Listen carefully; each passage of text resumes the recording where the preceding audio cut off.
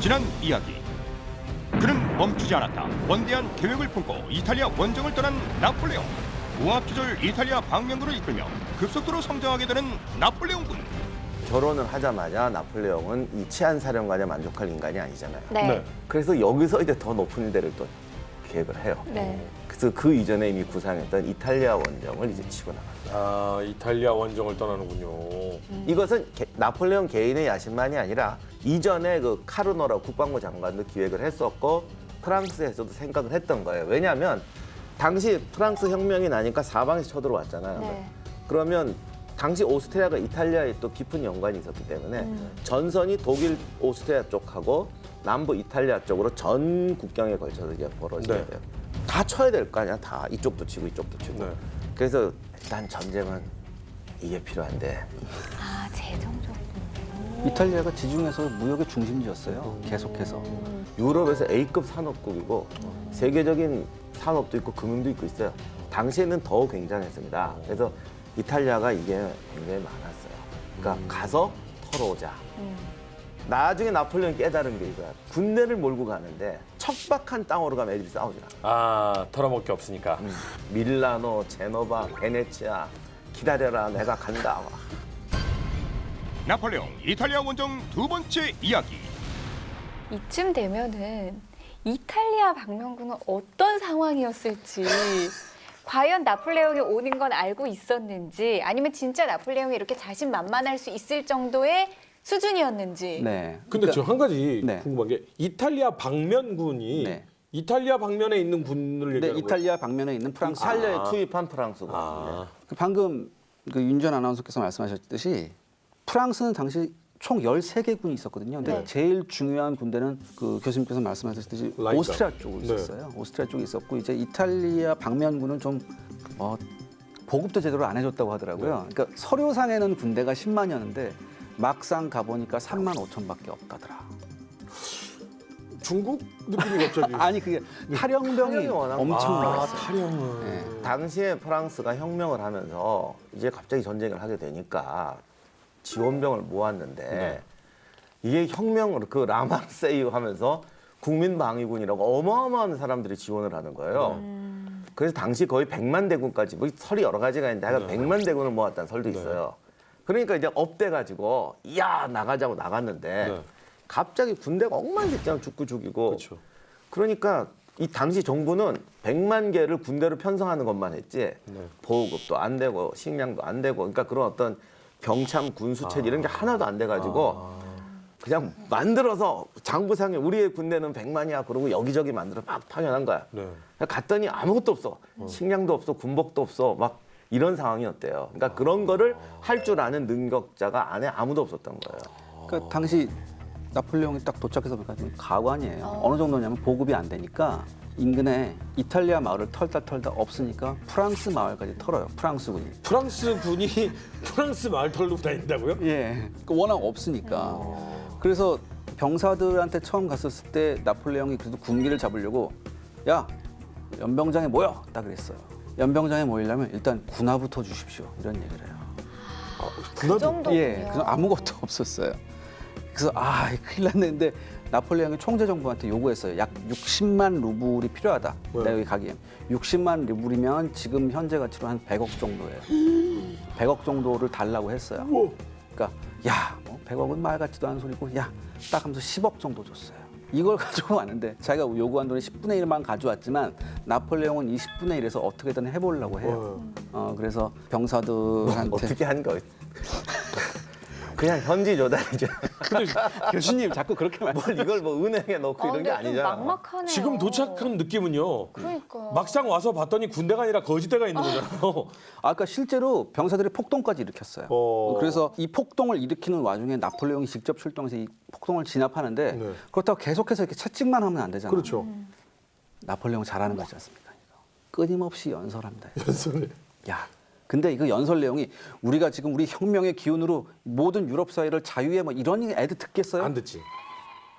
제노바 가면 일단 그때부터 6개월치 밀린 월급 다 준다. 아, 그 다음에 베네치아 가면 그때부터는 2년치 월급을 선물로 땡겨주겠다.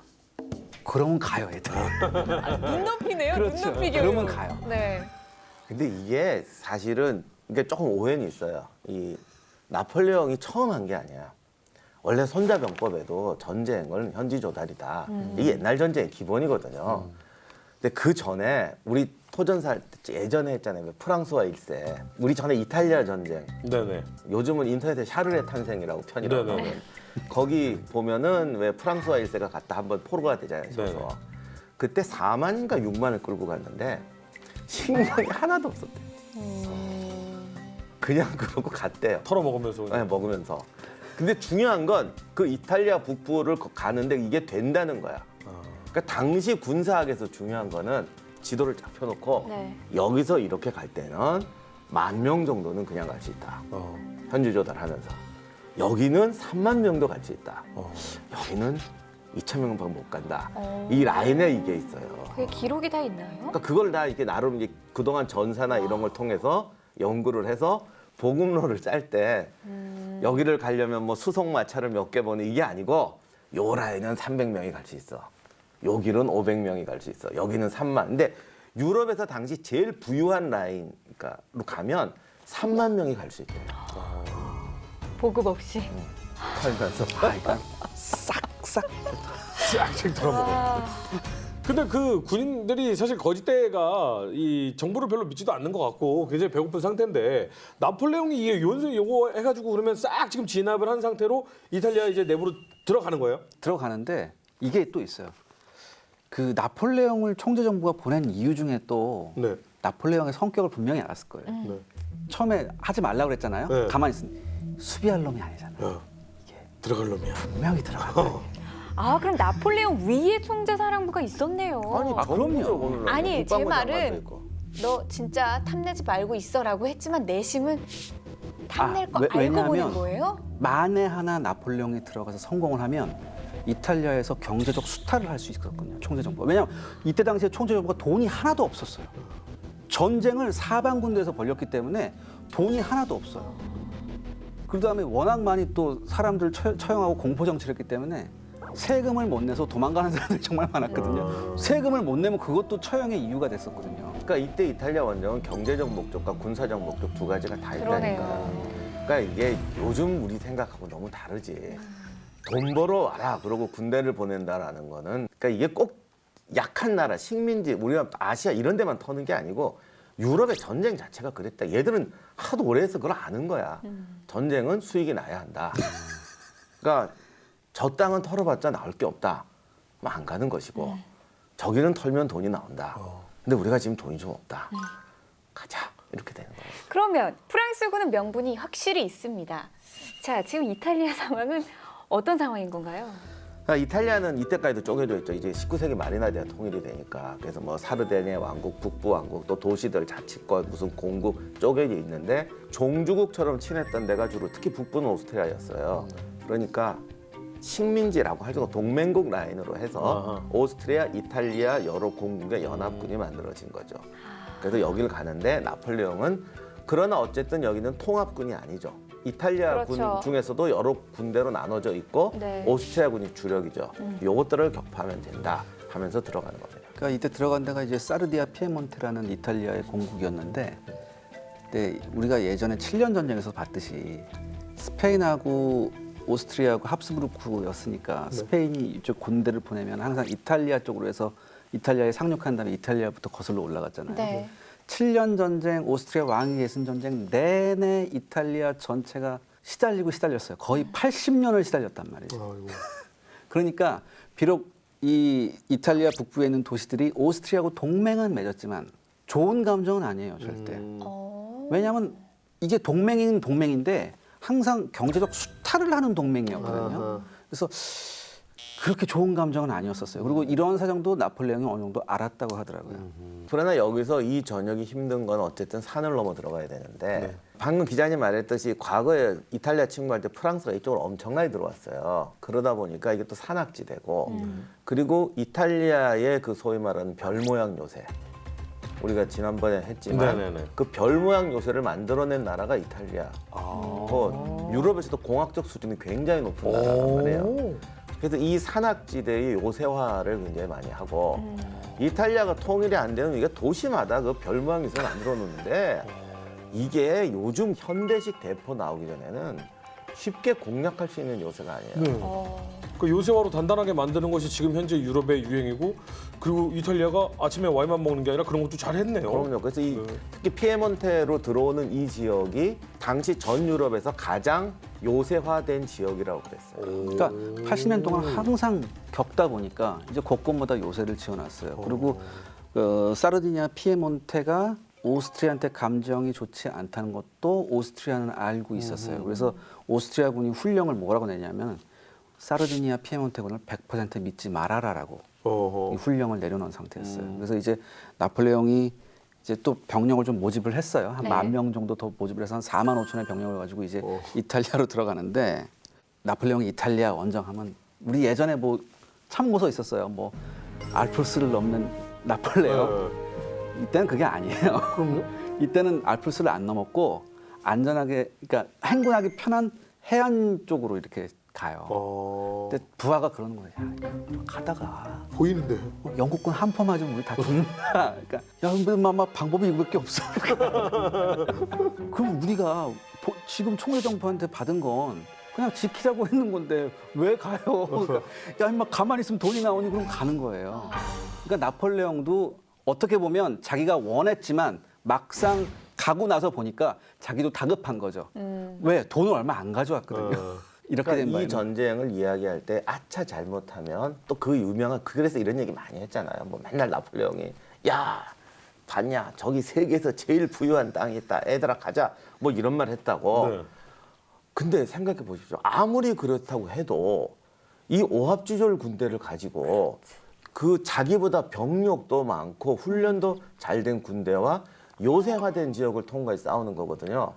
그러니까 저기 털면 돈 있다, 애들이 만세 이렇게 무슨 산적제처럼 철 수 있는 전쟁이 아니에요. 네. 그러니까 이게 우리가 이런 얘기 한다고 해서 이게 거저가서 애들아 가자 해서 되는 전쟁이 아니라는 걸 확실히 알아야 되고 나폴레옹이 이탈리아 침공은 오스트리아 군대 험악한 요새 지역 훈련 안 된 군대 하나 더 있지. 전혀 사실상 군대 제대로 지휘해 본 적이 없는 26살짜리 사령관. 이게 조합된 상태에서 시도한 굉장한 모험이었다는 거는 알고 넘어가야 돼요. 반면에 이제 나폴레옹을 맞아들여야 되는 오스트리아하고 이제 이탈리아 연합군은 네. 오스트리아군이 약 32,000의 병력이 있었고요. 그다음에 이 피에몬테, 그러니까 사르디니아 피에몬테는 한 17,000의 병력이 있었습니다. 근데 중요한 건 뭐냐면 이 오스트리아하고 사르디니아 피에몬테 양쪽 군이 연결된 상태가 아니에요. 당연하지. 나라가 예, 다르니까. 각각의 중요한 데를 서로 따로따로 지키고 있었어요. 그러니까 예를 들어서 피에몬테군은 토리노를 지키고 있었고 토리노가 자기네 수도였으니까. 네. 오스트리아군은 이 북부 이탈리아에서 가장 중요한 오스트리아 거점인 롬바르디아를 지키고 있었어요. 그래서 나폴레옹은 여기서 생각을 하죠. 아, 지금 얘네가 제대로 연결이 안 되어 있구나. 아하. 그렇다면 뭐예요? 나폴레옹의 이때부터 시작되는 주특기. 각계격파한다. 하나 먼저 확 쳐서 넘어뜨리고 나머지로 간다라고 했죠. 그래서 첫 번째 누구를 공격할 것이냐. 네. 그게 이제 나폴레옹의 고민이 시작되는 네. 거죠. 근데 고민이 얼마 안 길었어요. 바로 나폴레옹은 길을 오스트리아군 쪽으로 잡습니다. 오, 더 강하고 더 많은 군대 쪽으로 갔네요. 그러니까 정확히 안 게 뭐였냐면 피에몬테군은 우리가 싸우지 않고도 이길 수 있다고 생각했어요. 왜요? 싸울 때 두 개의 군대가 있는데 네. 강한 적과 약한 적이 있을 네. 때 뭐 경우에 따라 다른데 강한 적을 패면은 약한 적은 그냥 붕괴되는 경우가 있어요. 근데 반대로 약한 적을 치면 강한 적은 버티니까 네. 나는 약한 적하고 싸워서 지친 힘이. 상태로 또 강한 적하고 붙어야 되는 거죠. 그러니까 이런 판단이 되게 중요해요. 반대 케이스도 있어요. 네. 예전에 그 유럽 그 30년 전인가요? 그거 보면은 그 맨날 두드러맞던 그 군대는 항상 먼저 격파를 당했었잖아요. 생각난다. 근데 여기서 나폴레옹이 이제 실험을 하나 하죠. 과연 내가 오스트리아군을 공격을 하면 네. 피에몬테군이 오스트리아군을 도와줄 거냐. 음흠. 그래서 나폴레옹이 어떻게 하냐면 오스트리아를 공격하기 전에 작은 한 5,000 정도의 부대를 피에몬테 쪽으로 보내서 피에몬테를 일단 견제를 하라고 아하. 해요. 그다음에 오스트리아를 공격을 하는데 서전에서 프랑스군이 패배를 합니다. 예. 5천에 예, 그러니까 마세나라는 장군이 휘하에 병력을 줘서 전초적 부대를 보냈는데 네. 오스트리아군 공세에 맞닥뜨려서 패배를 하고 와요. 네. 자, 그렇다면 일단 전투가 시작됐으니까 피에몬테군이 어떻게 나오는지 봐야 될 거 아니에요. 네. 꿈쩍도 안 해요. 아하. 그래서 비록 서전에서 위력 정찰에서 우리가 졌지만 졌지만. 피에몬테는 안 온다고 확신을 하죠. 미끼를 물어버렸어. 자, 이제 여기에 주력하면 되겠네요. 총공격을 해도 되겠다라는 어허. 판단. 일단은 여기가 첫 번째 그 접전이 볼트리라는 데서 벌어졌는데 이 볼트리에서 프랑스군이 패배하고 왔는데 이건 패배라기보다는 전략적 후퇴라고 봐야 돼요, 사실. 오스트리아군은 일단은 이긴 거에 만족을 하고 4천 명의 병력을 보냈어요. 네. 보냈는데 이때 누가 갔냐면 오스트리아 장군 아르장토라는 장군이 4천의 병력을 데리고 갔어요. 그래서 몬테네지노에 있는 프랑스군을 공격을 했는데 이때 공격받은 프랑스군은 2천 명밖에 안 됐었거든요. 어허. 수적으로 열세. 예, 이거 수적으로 열세잖아요. 근데 단 이 프랑스군은 고지에서 보루를 점령하고 있었어요. 위치가 유리했었죠. 그래서 여기서 결사적으로 싸워서 일단 오스트리아군의 공격을 물리쳤거든요. 그리고 바로 이때 나폴레옹군이 본대를 이끌고 왔습니다. 그래서 여기서 완전히 4천 명을 아작을 냅니다. 아하. 그러니까 여기서 이제 나폴레옹이 직접 1만의 군대를 지휘해서 아르장토의 후미를 치면서 여기서 큰 전투가 벌어졌고 이제 이 전투가 프랑스군의 승리로 끝났는데 프랑스군은 800명의 사상자만 났는데 이 아르장토 밑에 있었던 4천의 부하가 있었잖아요. 2,500이 죽습니다. 그러니까 완전히 부대 자체가 이제 녹아 없어진 거죠. 그리고도 오스트리아군은 약간의 정규군에 지금 준비가 돼 있던 그렇죠. 군대고 완전히 정규군이에요. 프랑스군은 시민군이 이제 조금 뭐 옷 좀 갖춰 입고 군화 신고 이제 출발하는 친구들이고. 이게 어떻게 보면은 이제부터의 시작의 불씨인 건가요? 그렇죠. 그렇죠. 그래서 여기서 이제 나폴레옹의 몇 가지 전술이 나오는데 모든 걸 한 번에 얘기할 수는 없고 중간중간에 이제 필요할 때 얘기를 하자면 네. 요 선에서 이제 제일 중요했던 게 소위 말하는 나폴레옹의 중앙포진이라는 건데 보통 강력한 두 개의 군대가 있으면 그 가운데로 안 들어간다고요. 네. 우리 생각에 계곡이 있는데 예를 들면 그렇지. 양쪽에 이러고 있으면 누가 네. 가운데로 가요. 네. 뭐 이쪽으로 돌아서 여기서 그렇죠. 치든가 하지. 근데 이 나폴레옹이 유명한 작전인데 중앙에 포진을 해요. 그러니까 양 군대 사이에 포진을 해요. 네. 그 다음에 다양한 견제와 기동을 통해서 각계격파하는 거예요. 그게 가능한 거예요? 아 이게 이제 지도상으로 보면 이거 별거 아니잖아 네. 라고 생각하기 쉬운데 네. 이거를 할 수 있게 만들었던 게 이제 흔히 말하는 나폴레옹의 위대함이죠. 다만 이게 나폴레옹이 처음 고안한 건 아니에요. 이전부터 이런 얘기가 나왔었는데 항상 그렇잖아. 나오는 이론을 실현하는 게 쉽지가 않거든요. 그럼요. 그래서 이게 이제 나폴레옹 전쟁의 중요한 특징인데 여기서 왜 이런 게 나오냐면은 프랑스군이 원래 이게 훈련 안 된 네. 군대를 이렇게 들이밀었잖아요. 그렇죠. 7년 전쟁할 때만 프랑스군이 늘 하는 게 프로이센한테 깨질 때 우르르 몰려 있다가 프로이센이 촥촥 하면 그냥 이리 쓸리고 저리 그렇죠. 쓸리잖아요. 이게 뭐냐면 당시에 소위 횡대 공격을 하려면 네. 쫙 해서 정말 군기가 엄정해야 돼요. 네. 이렇게 쓸고 가야 되잖아. 그렇죠. 열도 흐트러지지 않고 이렇게 그대로 쫙 입자가요. 총알이 날라오는데 횡대로 쫙 가야 된다고. 그러니까 당시 실제로 전투하는 사람들은 이렇게 붙어보면 걷는 것만 봐도 안 돼요. 그러니까 프로이센 어마어마한 군기잖아요. 봤지? 그래서 7년 전쟁 때는 우리 부대가 횡대를 얼마까지 느리느냐가 지휘관의 자존심이었대요. 그러니까 실제로 그 안에 좀 훈련 안 된 놈도 있고 있을 거 아니야. 네. 그럼 이렇게 훈련을 쭉 했는데 얘들이 이게 구멍이야. 가다가 포탄 꽝 터졌거나 뭐 붙었더니 이게 녹았어요. 그러면 가다가 구멍이 있다면 이거 죽음 아니에요. 그러니까 중간에 썩은 부분이 있으면 안 되는 거야, 나무판에. 그러니까 자랑이 뭐야? 우리는 이렇게 늘릴 수 있어. 그랬더니 옆에 사단이 우리는 더 길게 할 수 있어. 이게 어마어마한 자존심이었대. 그리고 막 그것도 안 되면서 막 일어났다 앉았다 쏘고 막총 다다다다닥 이렇게 그러니까. 쏘기도 하고 막. 괜히 그 길이 싸움한다고 훈련 안 된 겁쟁이들을 중간에 박았다가 무너지는 거니까. 네. 우리는 쉽게 말해서 전쟁터에서 몸으로 밀고 갈 수 있는 애가 이렇게 많아. 우린 이렇게 많아. 이게 이제 자존심이래요. 네. 근데 이제 누가 이거 어떻게 무식하게 이렇게 밀어. 가다가 이렇게 좀 병력을 집중해서 송곳 모양으로 칩시다. 이게 이제 종대 공격이거든요. 그건 겁쟁이들이나 하는 거지. 우리는 횡대 되는데 내가 이걸 왜 줄이냔 말이야. 그게 자존심인데. 그리고 또 하나는 그렇게 종대를 만들면 네. 종대가 왜 좋냐면 앞에 애들만 총 맞잖아요. 그렇죠. 그렇죠. 그러니까 독일 사람들이 이렇게 생각한 거예요.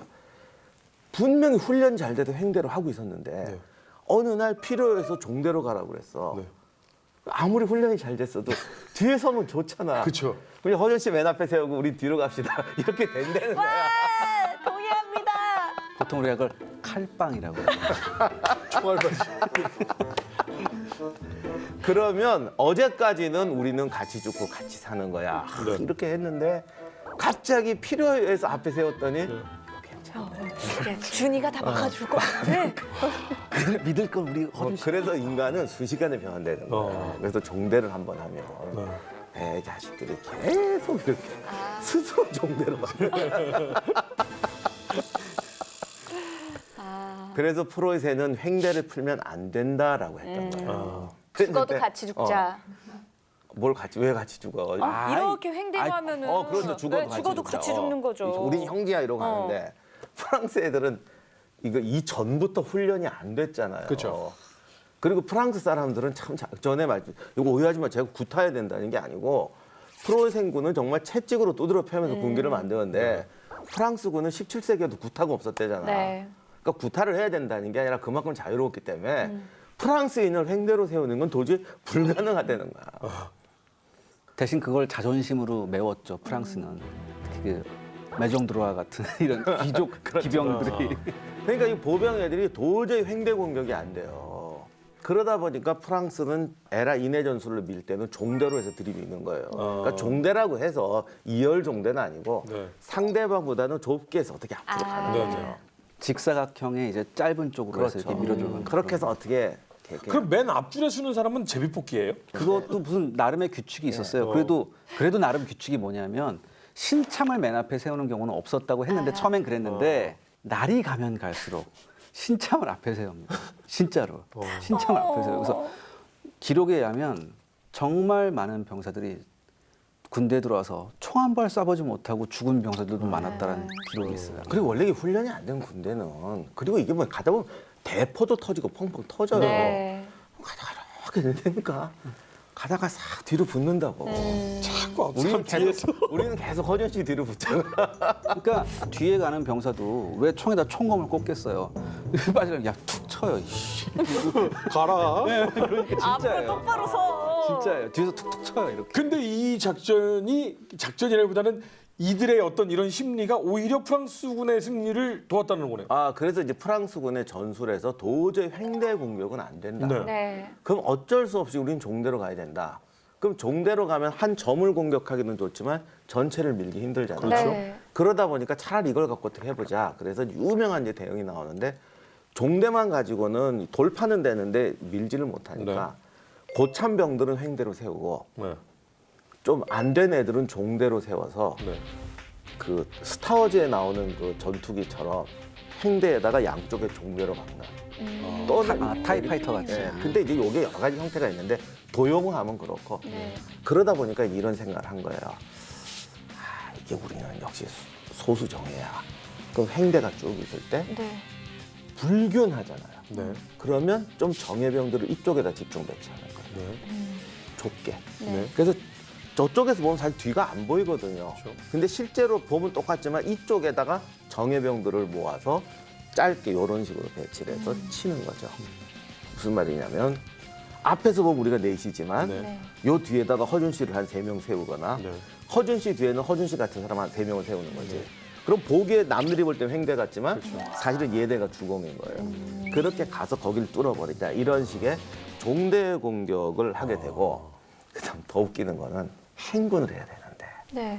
횡대로 가면 힘들잖아. 힘들어요. 힘들죠. 군기도 빠지고 네. 또 털어먹어야 되고. 네.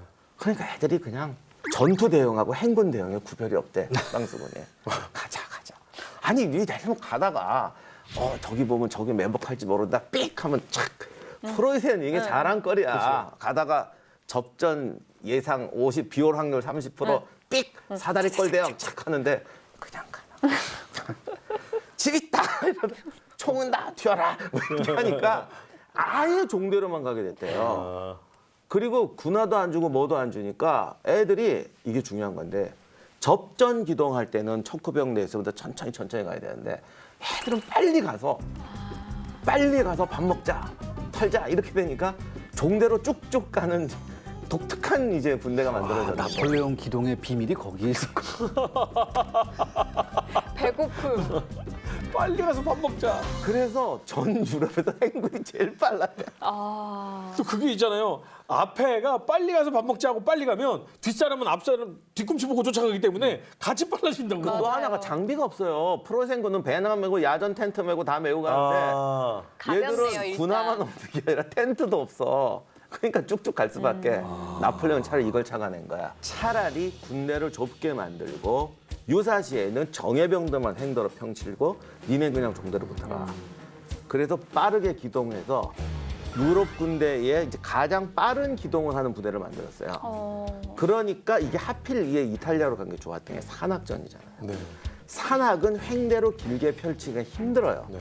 그러니까 종대로 가다가 집중적인 곳에서 집중 타격만 하면 되고 이 중에서 훈련된 애들이 약간의 횡대만 만들어주면 돼요. 그다음 또 하나 중요한 장점이 이때에 실제로 전투를 많이 했습니다. 우리가 지금 시간이 없어 다 못하니까 그렇지 열 몇 번의 전투를 하거든요. 산에서 강 건너고 막 이런 게 있는데 이런 전투를 하는데 산에 요새화된 지역에 있으면 군대의 속성이 산에서는 기동을 안 하려고 해요. 내가 요새화된 진지에 뭐 기관총은 없지만 기관총 걸고 있다고 쳐요. 네. 쟤들은 그냥 올라와. 내가 위치를 왜 바꾸죠? 여기서 따다닥 쏘고 야 저쪽 진지로 옮겨 이런 짓 안 해요. 그러다 보니까 고정화되는 경향이 있는 거예요. 그러면 나폴레옹 애들은 쭉 가다가 이쪽 공격하는 척했다가 일로 돌아서 각계 격파한다 이런 식의 기동을 해서 더욱이 가뜩이나 이거는 통합된 군대가 아니야. 두 개 나라의 군대야. 하나씩 치는 기동이 훨씬 잘 되게 된 거죠. 그래서 중앙으로 이렇게 중앙에 들어가고. 포진했다가 기회 봐서 이렇게 치고 이렇게 친다라는 식으로 어떤 융통성, 속도 이런 것을 하게 되는데 그렇다고 해도 26째짜리가 이런 거 한다는 건 그러니까요. 정말 대단한. 그러니까 이게 천재적인 머리가 없던 필요에 의해서 애들 하던 대로 하다가 이거 괜찮네. 당시 프랑스군 엄청 빠른데? 당시 프랑스군이 하루에 25마일을 행군했대요. 그러니까 신기한 게 아까까지만 해도 정말 거짓대가 불만 많고 폭동 일으키고 이런 거짓대인데 아무리 털어먹는다고 해도 어떻게 그렇게 갑자기 기동부터 시작해서 전술까지도 다 소화할 수 있는 군대가 됐는지 저는 그게 너무 신기해요. 제 생각에는 나폴레옹이 연설을 여러 번 했다고 그랬잖아요. 네. 분명히 어떤 100%는 아니지만 어떤 동기부여는 분명히 있었을 거예요. 그러니까 이대로 있으면 앉아서 굶어 죽을 거냐, 아니면 싸우다가 운 좋게 살아나면 모든 걸 다 차지할 수 있을 거냐. 그랬을 때 뭘 택하겠습니까? 싸우는 걸 택하겠죠. 아마 그런 것도 있었을 거고. 아무튼 이 첫 번째 전투에서 이 오스트리아 아르젠토 장군이 2,500의 병력을 잃고 네. 나머지 한 1,000여 명의 병력을 데리고 네. 이제 데고라는 마을로 도망을 가요. 네. 정말 먼 거리였는데 거길 신속하게 도망을 가서 그 마을에 들어갔어요. 네. 근데 그 마을엔 데고에는 오스트리아군이 수비대가 있었거든요. 네. 대충 합쳐보니까 한 5천 명 또 되는 거예요. 그래서 야 여기서 이제 이 마을에서 우리 버티자라고 했어요. 근데 나폴레옹이 아까 그 초전에 갔었던 마세나 장군한테 1만의 병력을 줍니다. 1만의 병력을 주고 야, 이번엔 너 진짜 한번 해볼 수 있으니까 맡겨주십시오. 가서 완전히 또 한번 아르젠토 장군을 박살을 내놓고 또 도망가요. 어디로 가냐면 이제 아퀴란 마을로 도주했어요. 쫓아가야 되잖아요. 네. 밤새껏 흥청망청 술 마시고 놉니다. 마세나의 프랑스 군인들이 여기서 오스트리아군은 안 쫓아가고. 근데 그날 밤에 밤에. 오스트리아군의 히든 카드가 있었습니다. 여러분 예전에 7년 전쟁 할 때 기억나시나요? 혹시 그랜저라고? 그랜저 있었죠. 네. 오스트리아군 소속이 이제 크로아티아 출신 크로아티아, 네. 그랜저. 밀밭에서 네. 빼꼼 나가가지고 쏘고 도망가고. 그렇죠. 푸카소이비 대령이라고 크로아티아 출신의 대령이 이끄는 그랜저 부대 3,500이 있었어요. 야. 그 부대가 밤에 야습을 했습니다. 그래서 이 마세나가 쫓겨나요. 그 야습에. 그러니까 나폴레옹이 완전히 이때는 열 받았죠. 네, 그래서 화나죠. 지원 병력을 보내줘서 15,000의 병력으로 이 그랜저 부대를 공격하고 끝내 이 그랜저 부대가 완전히 괴멸이 됩니다. 여기서. 그랜저 부대는 진짜 끝까지 싸워 항상 보면. 근데 이때 그랜저 부대의 그 푸카소이비 대령은 후방에 도망가 있던 아르젠토한테 전가를 보내요. 야, 니네가 빨리 와서 좀 도와줘야 될 거 아니냐. 그러니까 난 더 이상 못 싸운다라고 하고 본대로 귀환을 해버립니다. 아니 크로아티아 친구들이 착한 거예요? 오스트리아 친구들이 못된 거예요? 왜 예전부터 항상 크로아티아는 이렇게 당해야 돼? 근데 요게 이제 또 나폴레옹의 두 번째 중요한 장기인데 우리가 전에 프리드리 할 때 네. 댓글에 참 많은 분들이 아니 뭐 이거 전쟁 영웅이고 뭐 엄청나대도 얘 맨날 뭐 맨날 실수해 이런 댓글이 많이 달렸어요. 네. 그때도 한번 말씀드렸지만 알렉산더나 카이사르도 우리가 아는 것처럼 깨끗하게 이겼겠냐고. 그게 오래전 얘기고 이렇게 되니까 이런 거 다 뺀 거지. 방금 기자님 말했듯이 뭐 중간에 누가 술 먹고 놀았다 이런 거 다 뺀 거죠. 어떻게 생각해 보세요. 아무리 잘 싸우는데도 한 대도 안 먹고 이기는 애가 어디 있어 세상에. 그러니까 우리가 자꾸 잘못 알고 있는데 전쟁이 대규모화되고 병력이 많고 전선이 넓어질수록 온갖 상황이 다 벌어져요. 절대로 일방적으로 이길 수 없어요. 그러면 7년 전쟁에서 프리드리가 위대한 거는 졌을 때 빨리 대응하고 반응하고 메꿀 수 있다는 거예요. 네.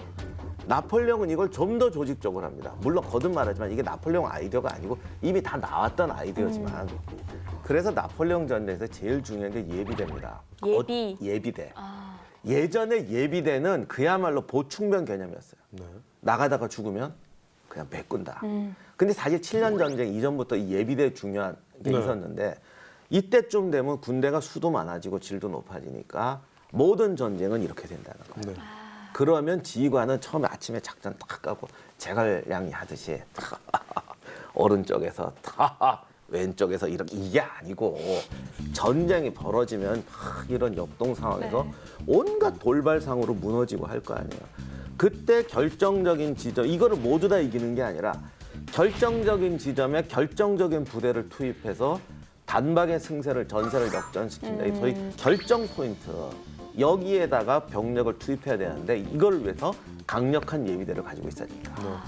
그래서 가장 돌발 상황에 딱 막으면 네. 전체가 역전시킬 수 있다는 거죠. 그래서 이런 예비대의 사용을 굉장히 조직화해요. 그래서 방금 이런 사태가 벌어졌을 때 나폴레옹이 극적인 역전을 많이 해요. 근데 보통 모르는 사람들은 제갈량처럼 이겨야 되는데 신묘한 병법을 써서 이겨야 된다. 그렇지. 갑자기 깨져. 그때 나폴레옹이 탁 나타나서 자룡아 가서 이거 해결해라. 이렇게 딱 해서 이겼다 그러니까 신문에 쓸 때 신나잖아요. 다이나믹하잖아 이거. 근데 딱 그 나폴레옹의 지금의 전술을 얘기를 들으니까 프리드리히가 생각나네요, 딱. 그러니까 느낌이. 나폴레옹의 가장 큰 스승 중에 한 명이 프리드리히는 맞을 거예요. 아무튼 이렇게 아르젠토 이제 그랜저도 부대도 박살이 났고 아르젠토 이제 본대로 갔잖아요. 갔어. 나 갈래. 본대로 가서 아르젠토가 막 혼나야지. 그래도 나름 아르젠토는 오스트리아군 본대 내에서 좀 발언권도 있고 좀 귀염을 받았던 사람인가 봐요. 여기서 막 울면서 나 얼마나 고생했는 줄 알아요? 막 이런 얘기를 해요. 그러니까 오스트리아군 근데 본대 이거 진짜야. 기자님 이때만 들어가면 모든 사람이 울어. 아 진짜예요. 5천 명 이끄는 장군이 막 네. 울면서 얘기를 했어요. 본인 같았어 봐요. 어떻게 했어?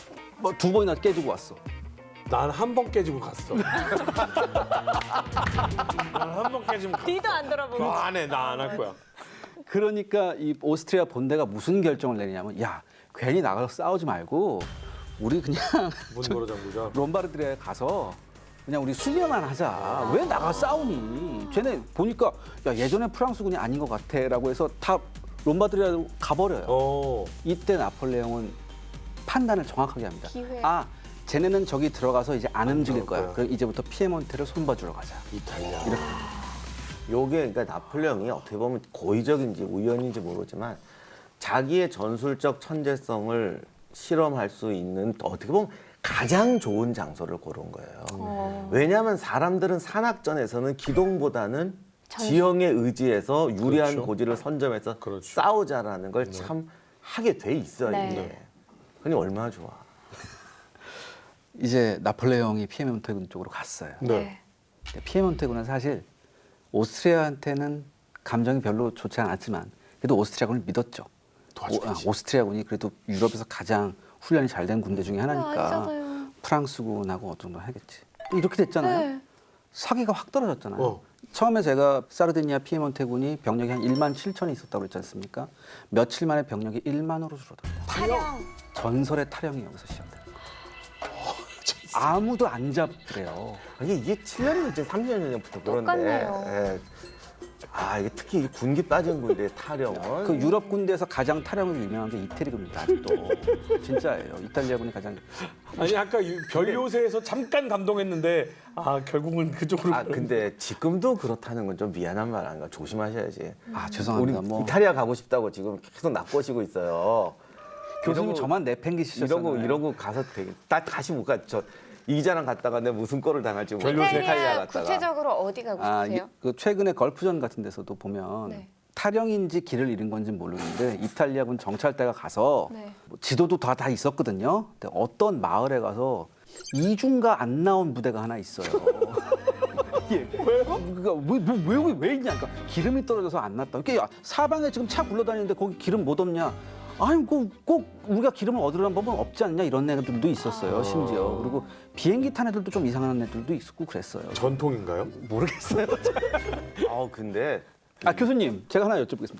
2차 대전 때 이탈리아군의 전설의 타령 몇 번 있었지 않습니까? 근데 그거는 싸울 의지가 어디에 전쟁에 대한 목표가 불명하니까 그랬지만. 얘네도 마찬가지죠. 근데 그건 모르는데 요즘에 이탈리아 가면은 요즘 테러 방지 때문에 군대들이 쫙 알려있잖아요. 제가 프랑스 갔을 때 프랑스군도 보고 봤는데 정말 군복도요. 이탈리아 군대가 제일 멋있어요.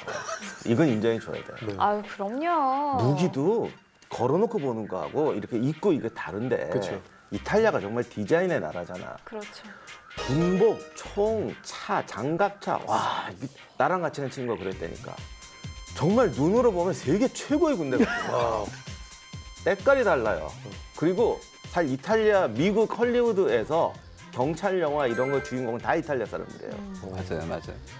이 친구 한 말이 뭐냐면 이 헐리우드 영화 보면 왜 좀 껄렁한 특공대 영화들이 많잖아요. 네네. 그 C급 영화 같은 거. 거기 나오는 뭐 특공대라는 애들 막 가끔 껄렁한 영화 보면 저게 무슨 그냥 이런데 이탈리아 가서 5명 지나가는 애 장갑 타고 가는 애 아무나 아무나 붙잡고 가도 걔들보다 훨씬 나.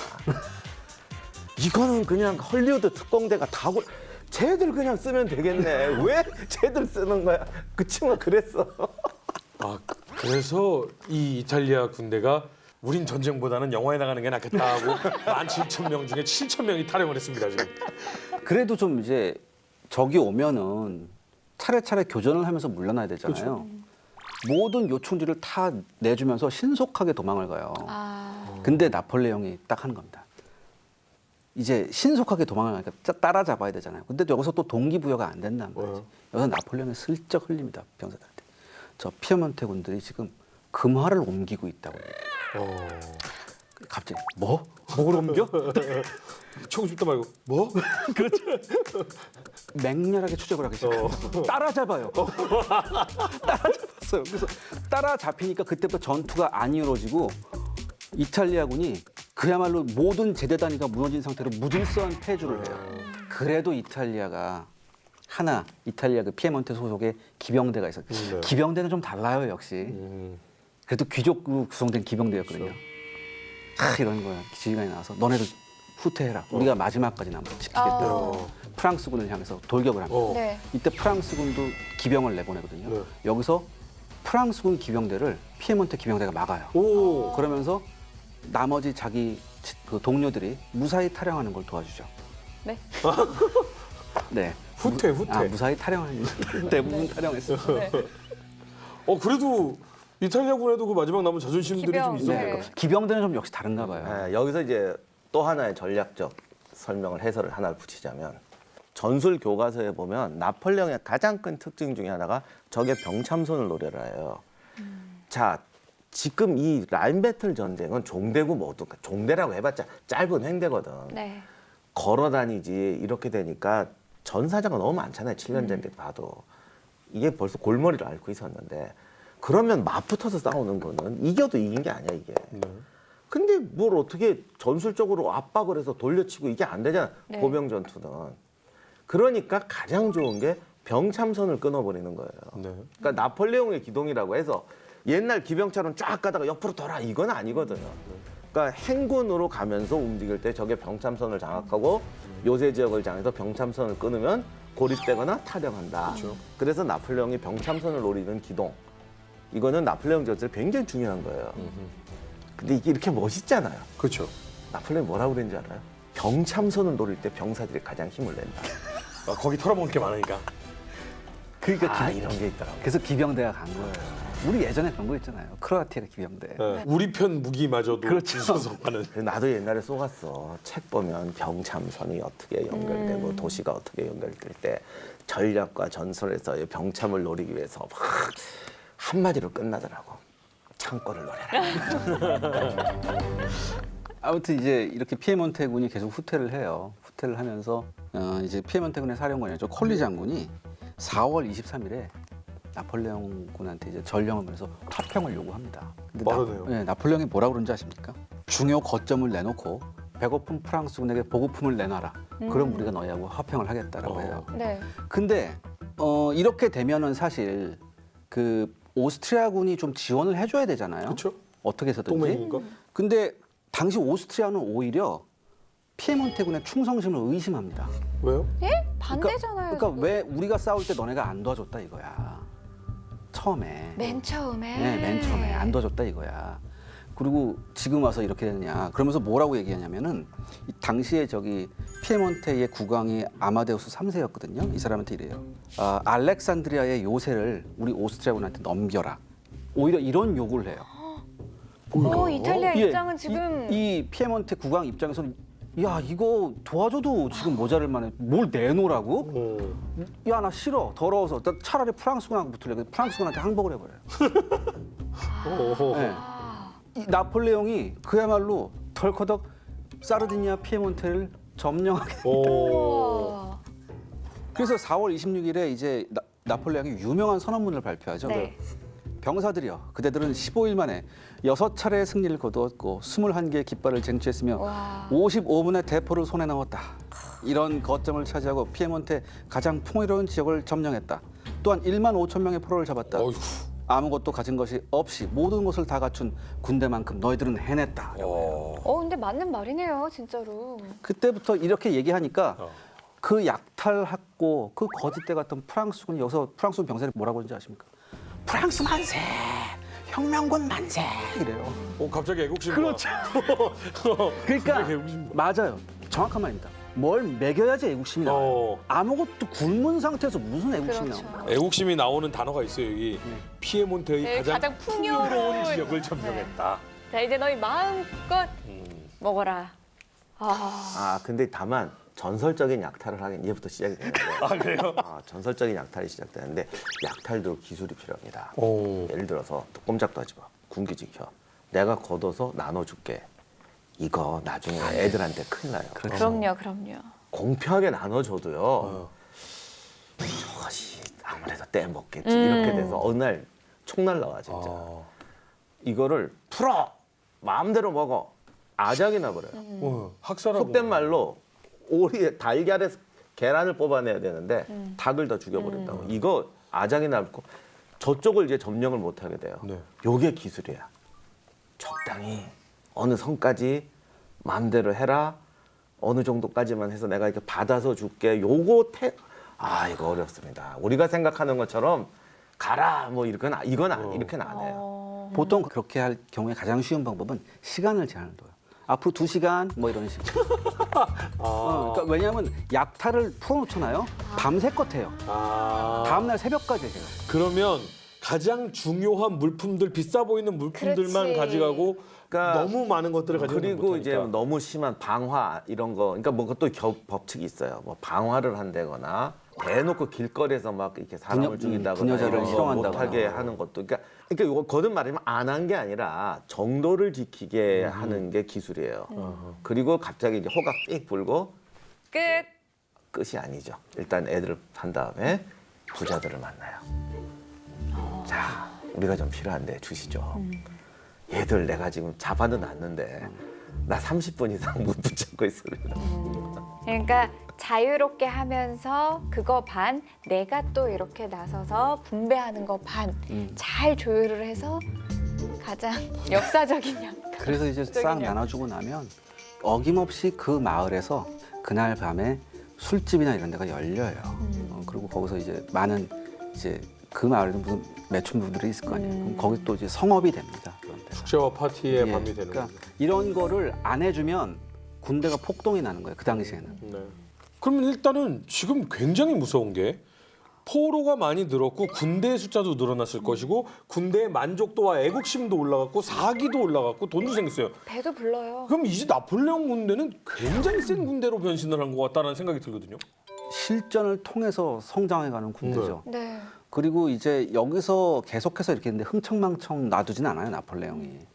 그러니까 야, 오늘 밤, 그러니까 내일 새벽까지만이야. 딱 이렇게 해놓는다. 왜냐하면 아직 오스트리아군이 그대로 있잖아요. 그렇죠. 네. 그러니까 오스트리아군을 잡으러 가야 되니까 이게 이제 전열을 수습하지. 사실은 병사들은 모르지만 이렇게 해서 점점 더 위험하고 센 전투에 투입이 되는 거예요. 아, 그런 거 있잖아요. 왜 많이 놀았지? 그러니까 군대는 그런 게 있어야 돼요. 예를 들어서 아니 군인이 아니라 모든 직업이 그런 게 있어야 돼요. 네. 아 내가 이제 컸어. 뭘 했어. 가만 생각해 보니까 더 어려운 데로 갈 것 같아. 아 여기서 다리 부러졌다 그러자. 다음번엔 지자. 이런 사람도 있어요. 있겠죠. 있어요. 그런데 성장하는 나라는 이렇게 되면 자신감을 가지고 더 위험에 뛰어들게 돼요. 요게 지휘관의 역량도 중요하지만 어떤 이거를 이제 어떤 국민 정신, 문화 이런 어떤 뭐 아니면 더 큰 하여간 모든 걸 포괄적으로 해서 요런 조직이나 집단이 성장하는 거예요. 아 사람은 머리가 없냐고. 그렇죠. 보나마나 이렇게 되면 다음번에 더 큰 전투로 갈 그렇지. 텐데 우리 여기서 다리 부러뜨리고 끝내자. 이러는 사람도 있습니다. 그런데 한번 이렇게 봤더니 야 다음에는 더 큰 위험에 뛰어들자. 그러면 더 큰 보상이 있을 것이다. 이게 뭐 꼭 훌륭한 마음이 아니라라고 하더라도 어쨌든 다음 단계를 향해서 가도록 조직을 만드는 거 이게 군대에서 되게 중요한 거죠. 그건 군대만이 아니라 모든 집단이 그래요. 다음 이야기. 오스트리아 군대와의 본격적인 대결. 적이 부진한 롬바르디아 국략과 함께 난공불락의 요새 만토바까지 노리는데 나폴레옹을 전술로 만든 전투가 시작된다. 이탈리아 원정 세 번째 이야기. 오스트리아군이 여기서 이제 롬바르디아로 들어간 다음에 네. 들어간 그 순간부터 후테로에 대한 탐색을 시작을 합니다. 로디강 다리를 통해서 이제 오스트리아로 가는 방법밖에 없었습니다. 그래서 이쪽으로 그 어느 때도 볼 수 없었던 맹렬한 속도로 후퇴를 또 하기 시작합니다. 건너려는 자와 네. 막으려는 자. 그렇죠. 프랑스군을 아주 크게 격파한 경험이 있었던 오스트리아의 명장 미름저가 임명이 되죠. 저게 이제 롬바르디아의 중요한 도시인데 오스트리아 잔존 병력이 저기 들어가 있었거든요. 천하의 나폴레옹도 방법이 없는 거야. 그래서 이제 지구전으로 가는데 도시에 과잉 인구가 들어갔으니까 병나든지 식량 떨어진다 뭐 했을 텐데 갑자기 북쪽 전선에서 격변이 벌어집니다.